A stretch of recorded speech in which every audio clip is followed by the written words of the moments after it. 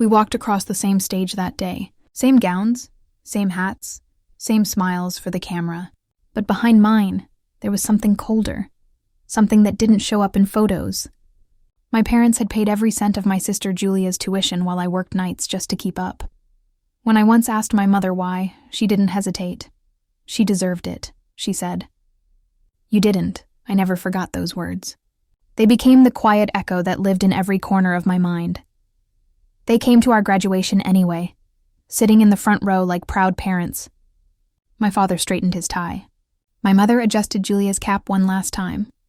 But when the dean called my name and the crowd began to cheer, their faces turned pale. That moment didn't come from luck.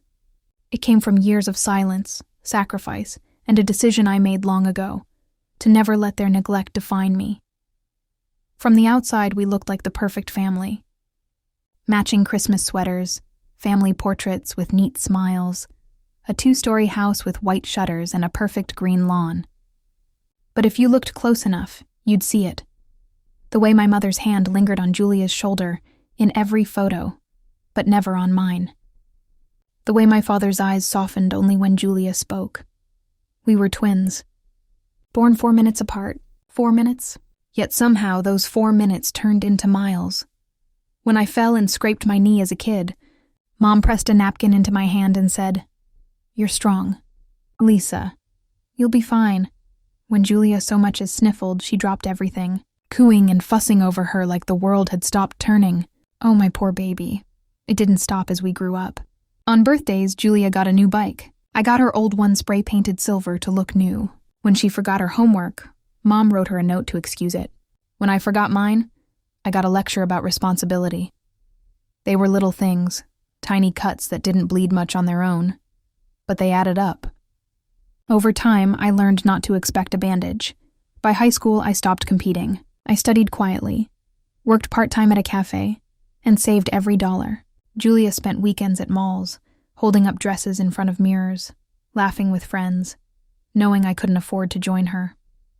I told myself it didn't matter. That being self-sufficient was its own kind of pride. Then came senior year. Both of us applied to the same college, same major, same dream of becoming accountants. When our acceptance letters arrived, we screamed together in the kitchen. For a moment, it almost felt equal again. Like maybe, just maybe, things could finally be fair. That night, I was coming down the stairs when I heard my parents talking in the living room. My mother's voice was calm, almost proud. "We'll pay Julia's tuition in full," she said. "Lisa's clever. She'll figure something out. She always does." I froze on the steps, gripping the railing so tightly my hand shook. My father agreed without hesitation. "She's independent. She doesn't need as much help." Those words were supposed to sound like compliments, but they landed like a sentence. I didn't confront them. What could I even say? That I was tired of being the strong one? That I wanted to be taken care of just once?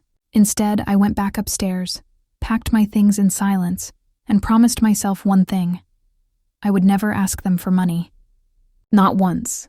College split our lives in two. Julia got a bright dorm room on campus. I rented a small room off campus, the kind where the pipes groan when the heat turns on and the ceiling leaks when it rains. She called home for book money. I picked up extra shifts at the library to afford mine. On weekends, she went to parties. I went to work.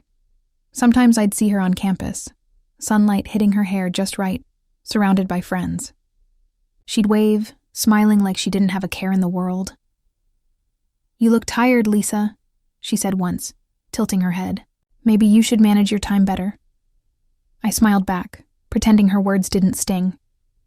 Maybe you're right, but inside, something hardened.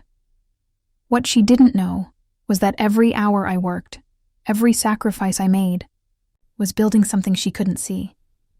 College didn't change the pattern, it magnified it.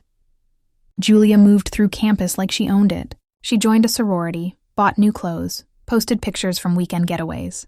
Her money came from home, weekly deposits my parents called support. My support came from the night shift at the library. I shelved books until midnight, my hands dry from cleaning chemicals, my eyes burning from studying afterward.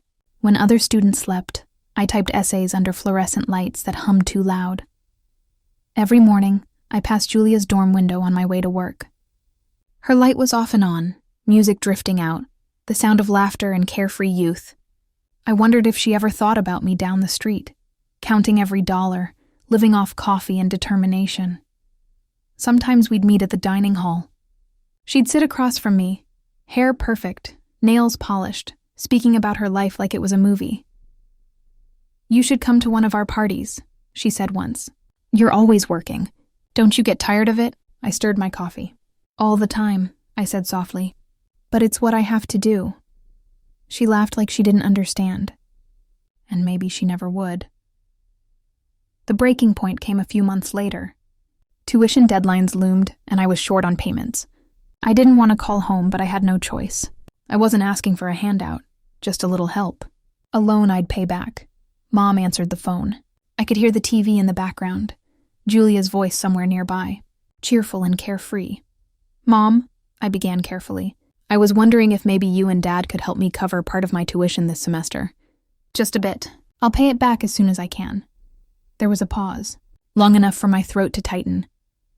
Then she said it again, her tone calm and almost rehearsed. "Lisa, we already paid for Julia. She deserved it. But you didn't." The words hit harder this time. For a second, everything went silent. The TV, my thoughts, even my heartbeat.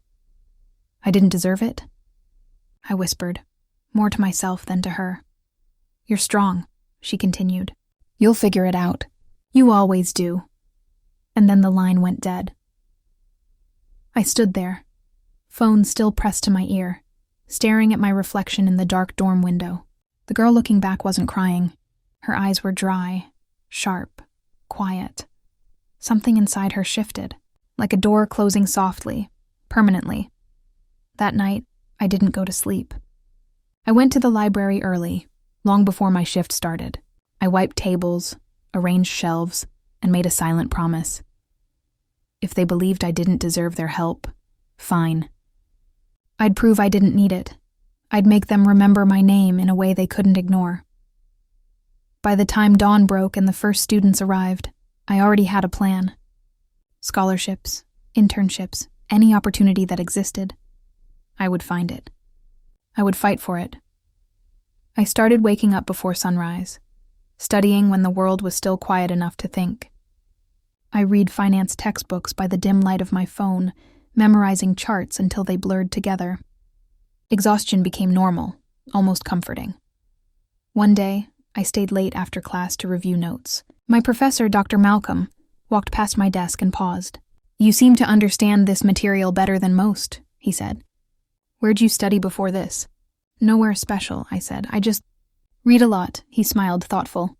"That's rare. I'm looking for an assistant, someone dependable. Interested?" I almost said no. I already worked nights and barely slept. But something in his voice, the respect in it, made me say yes. Working for him changed everything. He treated me like an equal, not a background character. I graded quizzes, organized his spreadsheets, and corrected his slides. He noticed every detail. "You've got discipline," he told me one evening as I packed up my things. "Keep going. It'll pay off." I didn't realize how literal that would be. A few weeks later, an email appeared in my inbox. Subject: Ford National Scholarship nomination. I thought it was spam at first. But when I opened it, my breath caught. My professor had nominated me for one of the most competitive scholarships in the country. For a long moment, I just stared at the screen, trembling. After years of being invisible, someone finally saw me and believed in me enough to bet on me. I didn't tell my parents. I didn't even tell Julia. I'd learned that my good news was safer in silence. Every night after work, I stayed up writing essays, refining my application, printing documents until the machine ran hot. Dr. Malcolm reviewed every draft, helping me polish my words. Some nights I'd think about my mother's voice again. She deserved it. "You didn't." It echoed in my head, not as pain anymore, but as fuel. 3 months later, I received a letter that would change everything. "Congratulations. You are one of 5 national recipients." I read it twice before I believed it. Then I sat back, exhaled slowly, and smiled. I'd done it. No loans, no handouts, no shortcuts. Just me. That night, I called home. Not for approval, but out of habit. "Mom," I said, "I got selected for a national scholarship. It's kind of a big deal." Her voice was flat. "That's good, dear. Julia just got invited to her professor's garden party, so she's excited too." I bit my lip and forced a smile she couldn't see. "Yeah, we're both doing great then." When the call ended, I realized something had shifted forever. I didn't feel small anymore. I didn't feel angry either. I just felt done. I hung the letter on my wall, not to gloat, but to remind myself what silence can build. The ceremony was in 2 weeks. They wanted families to attend. For the first time, I thought, maybe it was time for them to see what not deserving looked like. And that's how it started. The moment that would finally turn all those years of quiet into something loud enough to echo back home. The morning of the ceremony felt unreal. The sun was bright, the sky soft and blue, and for once the air didn't feel heavy. I left my apartment early, the scholarship invitation clutched in my hand like a secret I'd been waiting years to tell. The hall was enormous, polished floors, velvet seats, gold banners hanging from the ceiling. People moved about in quiet excitement, families chatting, proud parents snapping photos of their children. I found my seat among the other recipients, heart pounding so hard I could feel it in my fingertips. Then the doors opened. My parents walked in, my mother's pearl earrings glinting under the lights. My father, stiff and proper as always, scanned the room with his usual mix of pride and detachment. And beside them, Julia, perfect hair, perfect dress, perfect smile. She spotted me first and waved. I raised my hand in a small wave back. My mother mouthed, "You look nice." And I nodded. They didn't know what kind of event this really was. I'd told them it was a small recognition ceremony for academic excellence. Nothing big, just another thing they could politely attend before going back to their world of selective affection. I wanted to see their faces when they realized what it actually was. The program began. One by one, students were called on stage to receive their awards. The dean spoke about hard work, dedication, resilience. Words that floated through the air like confetti. When my name came up, I almost didn't hear it. "The next recipient," the host said, "is an example of perseverance, integrity, and independence." Despite having no financial support from her family, she worked nights while maintaining one of the highest GPAs in the department. Her professors describe her as a force of quiet determination. Please welcome Lisa Carter. Applause filled the hall, but for a moment, everything else fell silent. The words, "without financial support from her family," rang through the air like the crack of glass. I stood up slowly, heart beating steady but strong, and walked to the stage. Each step felt heavier than the last, but it wasn't fear. It was release. Years of being overlooked, dismissed, ignored. They all culminated in that walk. The dean handed me the award, smiling warmly. "Congratulations, Ms. Carter," he said. "Thank you," I whispered, and then without meaning to, I added softly, "I earned it." He didn't hear me, but my mother did. From the stage, I could see them clearly. My mother's smile was frozen in place, her eyes darting around the crowd as if trying to process what she'd just heard. My father's jaw clenched slightly, his expression unreadable. Julia's mouth was parted in surprise, her camera still raised but forgotten. I looked out at the crowd, cameras flashing, people clapping, and for the first time in my life, I wasn't the shadow in the background. I was the story. After the ceremony, the reception hall filled with laughter, clinking glasses, and cheerful conversation. Professors congratulated me. Recruiters handed me business cards. People shook my hand and told me how inspiring my story was. And out of the corner of my eye, I saw them, my family, waiting awkwardly near the back of the room. I took my time walking over. I wanted to be calm. Mom was the first to speak. "Lisa, honey," she said with a brittle laugh. "We had no idea this was such a big thing." "I know," I said. "You wouldn't have come otherwise." Her smile faltered. "Don't say that. It's true, though." Dad cleared his throat. Lisa, we just thought you were handling things on your own. You've always been so capable. I nodded slowly. Capable, I repeated. That's what you called it when you left me to figure out everything alone. His gaze dropped to the floor.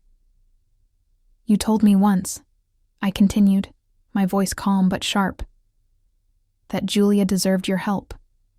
And I didn't. I guess that was the best thing you ever did for me.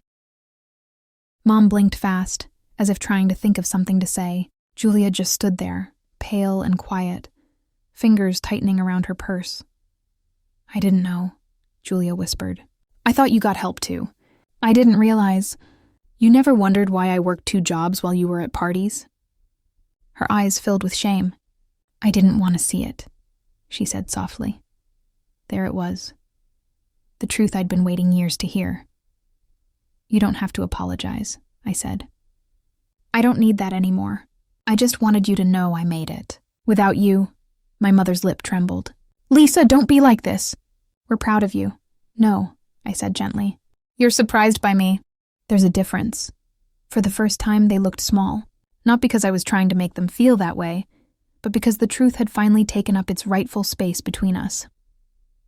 One of the event organizers walked over and tapped my shoulder. Ms. Carter, there are some representatives from Ford and Levine Accounting who'd like to speak with you. They're over by the window, I smiled. Of course. I turned to my family one last time. Excuse me, I said, and I walked away. At the recruiters' table, everything felt different. They talked about career opportunities, mentorships, future positions, their voices blurred with excitement and praise. I nodded, listened, smiled politely. But all I could feel was this quiet, steady pulse of freedom under my skin. Through the glass wall behind them, I saw my parents still standing there. Unsure whether to leave or wait, Julia's face was unreadable. My mother's expression had softened into something almost like regret. Almost. Later during the reception, I slipped outside. The courtyard was empty, the air warm and quiet. The sun was setting, painting the sky in shades of gold and pink. I could still hear faint music from inside. Laughter, the sound of glasses clinking, life moving on. My phone buzzed. A text from Mom. We're proud of you. Let's talk later, okay? I typed slowly. Thank you. I'm busy right now. I deleted the first version of my reply 3 times before sending that one. It was short but honest. Inside, the music swelled. I looked through the window one last time. My family was gone. For the first time in my life, their absence didn't feel like a wound. It felt like space, room to breathe. I walked down the steps, my award clutched tightly in my hand. The metal was cool against my palm, grounding. They had told me I didn't deserve it. And now they knew exactly how wrong they were. That night, I didn't go back to the family hotel where they were staying. I walked the city streets until my feet hurt. The award box heavy in my hand. The air smelled like rain and new beginnings. When I finally returned to my dorm, I set the award beside the scholarship letter and stared at both until the room blurred. For the first time in years, I wasn't chasing approval. I wasn't fighting for scraps of love. I had built something real, something mine. The next morning, an email waited in my inbox. Subject, employment offer. Ford and Levine Accounting, New York office. I blinked at the screen, almost afraid to move. Then I opened it. They wanted me. The same company that had sponsored the scholarship wanted me to join their firm as a junior auditor after graduation. I laughed out loud, a quiet, trembling laugh that echoed in the stillness of my tiny dorm room. I didn't even hesitate. I clicked accept. My hands were shaking as I closed the laptop, but not from fear. From disbelief. From relief. I had done it. That afternoon, my phone buzzed again. Mom, come home this weekend. We'll celebrate properly. I stared at the message for a long time, thumbs hovering above the keyboard. I typed a dozen things, deleted them all. Finally, I sent one line. Maybe another time. I've got packing to do. The truth was, I had no intention of going back. Not yet. Not until the part of me that still ached for them finally healed. Outside, Students were taking graduation photos with their families, laughing, hugging, crying. I watched from my window, calm. I always imagined that day would feel lonely. But it didn't. It felt like freedom, measured in quiet breaths. A few days later, I mailed an envelope home. No note, no signature, no explanation. Just a copy of my award letter. When the train to New York pulled away, the city shrinking behind me, I looked out the window and smiled. For the first time, I wasn't running from them anymore. I was running toward myself. I didn't know what awaited me in New York, a new city, a small apartment, a new job, but I knew one thing. Whatever I built there would belong to me. Not because someone gave it. Not because someone thought I deserved it. But because I earned it. The train rattled on. Steady and sure, carrying me into a future I'd built from nothing but stubbornness and late nights. I closed my eyes and thought about my mother's voice one last time. She deserved it, but you didn't. And I smiled to myself. Maybe she was right in her own way. I didn't deserve it. I earned it. The noise, the speed, the constant motion, it was overwhelming at first, like standing in the middle of a storm that never stopped. But there was a strange beauty in it too. Nobody knew me here. Nobody cared where I came from, what my parents thought of me, or who my sister was. For the first time in my life, I was anonymous and free. My apartment was tiny, just one room with a narrow bed and a view of a brick wall, but it was mine. The first night, I ate instant noodles sitting on the floor and felt happier than I ever had at home. Work started a week later. Ford and Levine was as intimidating as it sounded. Glass offices, polished marble floors, people who looked like they had their lives figured out. But they treated me like I belonged there. My supervisor, Daniel, was patient and kind, always smiling when I asked too many questions. My team took me out for coffee after our first project review. For the first time, I wasn't the outsider working to prove she deserved to be in the room. I had earned my place. Days turned into weeks. Weeks into months. I started running in Central Park before work, listening to the sound of my own footsteps echoing on the pavement. It became my morning ritual, a way to remind myself I was still moving forward. Sometimes when the sky was soft and golden, I'd stop and think about Julia. I hadn't spoken to her in almost a year. Mom had called a few times, short, polite conversations that ended in the same awkward silence. Dad hadn't called at all, but Julia, she'd written once, just one email, months ago. I wish I had seen things the way you did. I'm sorry. I really am. I never replied. Not because I didn't want to, but because I didn't know how. Forgiveness wasn't easy when the wounds were so deep. But with time, I realized something. I wasn't angry anymore. That realization hit me one rainy night in November. I was leaving work late, the streets slick with light and sound. I passed a small bookstore I'd never noticed before and stepped inside to escape the rain. It smelled like paper and old wood. Peaceful. A girl at the counter smiled and asked if I needed help. I told her I didn't, that I just wanted to look around. I wandered through the aisles, running my fingers along the spines of books I couldn't afford when I was younger. And for a moment, I thought about how far I'd come. From working 2 jobs just to afford textbooks, to now being able to buy any of them without thinking twice. It was a quiet kind of pride. I bought one. The courage to be disliked. The title made me laugh softly. It felt like the story of my life. When I stepped back outside, the rain had stopped. The city glowed. And for the first time, I realized I wasn't lonely anymore. I had friends, co-workers, my own rhythm. My life wasn't big or glamorous, but it was mine, and it was peaceful. That winter, the company organized a small holiday dinner. We sat around a long table laughing, sharing stories, clinking glasses. I watched them all and thought, this is what family is supposed to feel like. Warm, effortless, safe. Then, one evening in February, Julia called. Her name lit up my phone screen, and for a long minute I just stared at it. I almost let it go to voicemail, but something inside me said to answer. I swiped right. "Hey," I said softly. "Lisa." Her voice was hesitant, fragile. "I didn't think you'd pick up." "I almost didn't," I admitted. A quiet laugh escaped her. "That's fair." There was a pause. I could hear city traffic on her end, like she was walking somewhere. "I saw your post," she said finally. "The one about your new job promotion. I just wanted to say, congratulations. Thanks. You deserve it." I waited, unsure what to say. Then she sighed. "I've been thinking about everything. About us. About how I treated you. I was selfish. I wanted things to be easy, and you were a reminder they weren't." I swallowed hard. "You don't have to explain." "I do," she said quickly. "Because you were right. About all of it. And I hate that I didn't see how strong you were back then. You did everything on your own. You shouldn't have had to."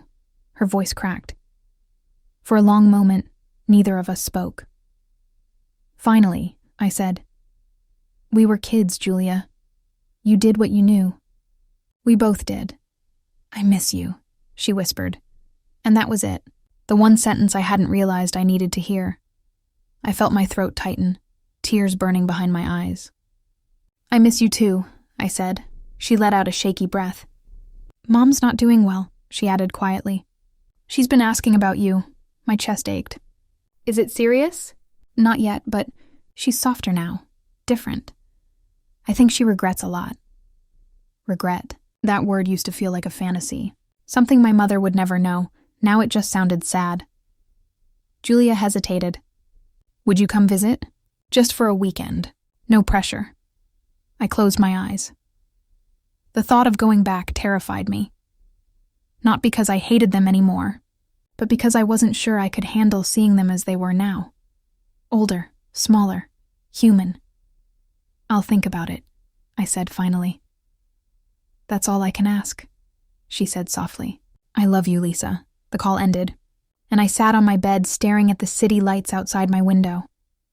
I love you. It was strange how something so simple could undo years of walls and silence. 2 weeks later, I booked a train ticket. The station looked almost identical to the one I'd left from, but everything felt different. This time, I wasn't running away. When I arrived, Julia was waiting by the exit. She looked the same, but older somehow. Eyes tired, smile nervous. We didn't say anything at first. We just hugged. It wasn't a dramatic reunion. No tears, no speeches. Just two sisters, standing in the quiet understanding of everything unsaid. Mom was at home, sitting in the garden wrapped in a shawl. She looked smaller, her face thinner, her hair more gray than I remembered. When she saw me, her lips parted in shock. "Lisa?" "Hi, Mom." For a second, I thought she'd cry. But she didn't. She just stood up slowly and came toward me, her hands trembling. "You came." I did. She reached up and cupped my face. "You look happy." "I am." Her eyes filled, but she smiled anyway. "Good. That's all I ever wanted." I almost laughed at the irony, but instead I said, "Maybe now we can start over." We sat for hours that afternoon, talking about everything and nothing. She asked about my work, my apartment, my life in New York. She apologized, not in a single grand speech, but in the small, sincere things she said between sentences. It wasn't perfect. It didn't erase the past, but it was something real. Later, when I stood in my old room, I noticed a photo frame on the desk, one from our graduation day. Julia and I in our gowns smiling. Behind our smiles, I could still see the tension, the hurt, but it didn't sting anymore. I left the next morning. As the train pulled away again, I realized I didn't feel resentment or sadness, just peace. I had come full circle, not to relive the past, but to release it. When the city skyline reappeared hours later,